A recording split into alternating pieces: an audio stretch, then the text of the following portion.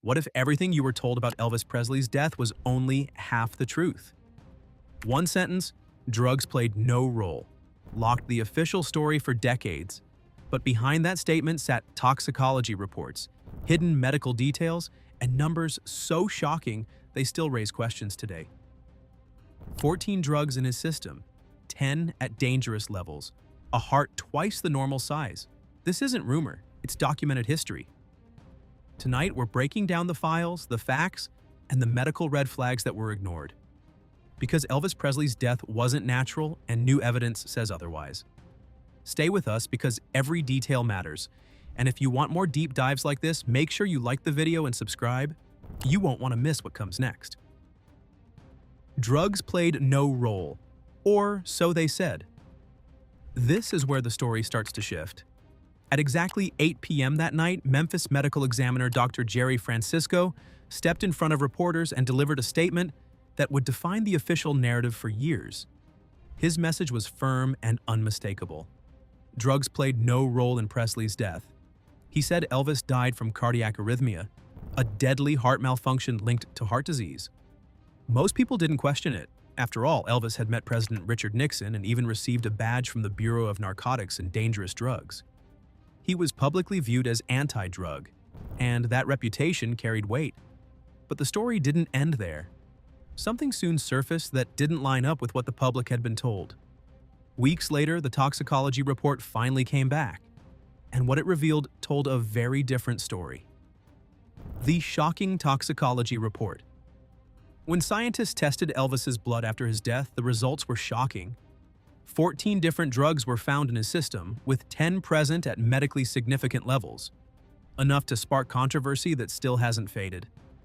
The details are even more disturbing.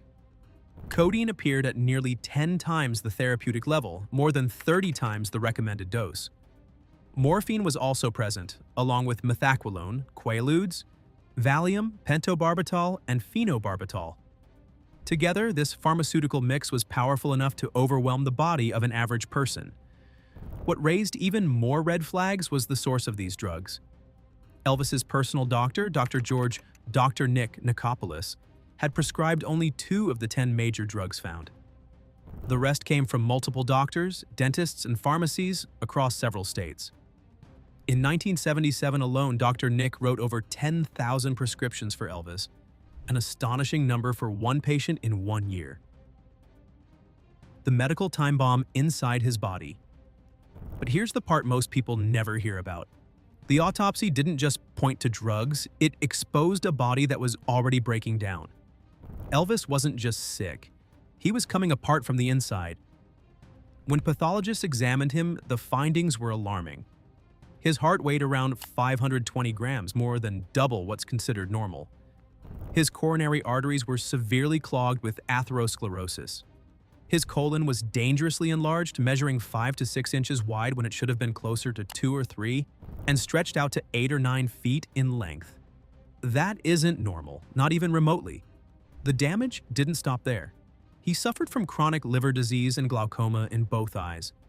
He also had a rare genetic condition called antitrypsin deficiency, which leads to emphysema. His immune system was weakened. With abnormally low levels of immunoglobulin A and IgG, the antibodies meant to fight off infections. On top of that, he had diabetes, severe chronic constipation from years of opioid use, and his weight had ballooned to around 350 pounds after gaining more than 50 pounds in just the last few months of his life. By the end, Elvis's body wasn't just under stress. It was a medical time bomb, collapsing piece by piece from the inside out. Why did his body break down? This is where doctors like Dr. Forrest Tennant come in. After reviewing Elvis's full medical history, Tennant uncovered a critical clue others had missed. Elvis likely had a genetic defect that affected how his liver processed certain drugs. Specifically, he may have lacked the CYP2D6 enzyme, which normally converts codeine into morphine. Without it working properly, codeine wouldn't break down. It would build up to toxic, even fatal levels. The records backed this up. Elvis was officially listed as allergic to codeine and had a history of severe reactions to alcohol, something commonly seen in people with this enzyme deficiency. When toxicology experts revisited the case in 1977, they reached a clear conclusion. These drugs were the major factor in his death. The head trauma connection. Between 1956 and 1967, Elvis took several serious blows to the head, from fights, a hotel incident, and a bad roller skating fall. But the most damaging injury came in 1967, inside a Bel Air bathroom. He tripped over a television cord and slammed his head into a porcelain bathtub, knocking himself unconscious. When he woke up, he was disoriented, and aides later described him as despondent. He had to be driven back to Memphis to recover. Dr. Nick later told investigators, Elvis was never the same after he hit his head in 1967. From that point forward, his health steadily declined. Modern science now shows that traumatic brain injuries can trigger autoimmune and inflammatory disorders, something doctors in 1977 didn't yet understand. But Elvis's symptoms fit perfectly. Constant pain, headaches, insomnia, mood swings, and erratic behavior. The final days, a man in decline. By the end of 1976, Elvis could barely function. He spent most of his time in bed and could no longer care for himself. A full-time nurse was hired to manage his medications, but even that failed. She tried to keep extra pills away while Elvis lay in a darkened bedroom, eating cheeseburgers and taking whatever medications Dr. Nick provided. The collapse had already begun. In August 1975, Elvis went down on stage during a Las Vegas performance. His nurse feared an overdose and rushed him back to Memphis, where he was hospitalized once again. By 1977, he had been admitted to the hospital 4 times in a single year. Medical records paint a grim picture.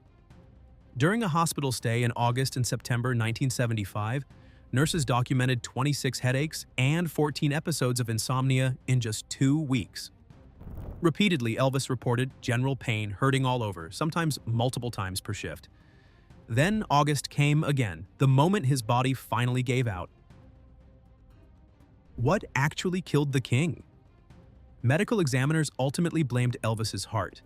It was enlarged, diseased, and under extreme strain. Codeine levels nearly 10 times higher than therapeutic likely triggered a fatal cardiac arrhythmia, while other drugs in his system pushed his weakened heart past its limit. But was it only the drugs? Or was it the deadly combination of everything working against him? Genetic heart disease, repeated head trauma, a compromised immune system, chronic constipation, obesity, and an overwhelming mix of medications? The most accurate answer is all of it. As one medical examiner put it, Elvis was a classic case of cumulative trauma. His body didn't fail from one cause. It collapsed under multiple assaults at the same time. The lesson in the legend. Elvis Presley's death wasn't a simple overdose or just a case of pill abuse. It was the result of undiagnosed medical conditions, relentless pain, and a system that failed to protect him. His story shows how prescription drugs, even when legally prescribed, can be just as deadly as street drugs, and how one doctor, no matter how well-intentioned, can't manage addiction alone. It also highlights how hidden genetic issues can quietly push someone toward tragedy. Elvis never lived a normal life. He was famous before he could vote, trapped in a world of excess where almost nothing was denied, including medication. The king died that day, but his story lives on as a warning about health, addiction, and the true cost of fame.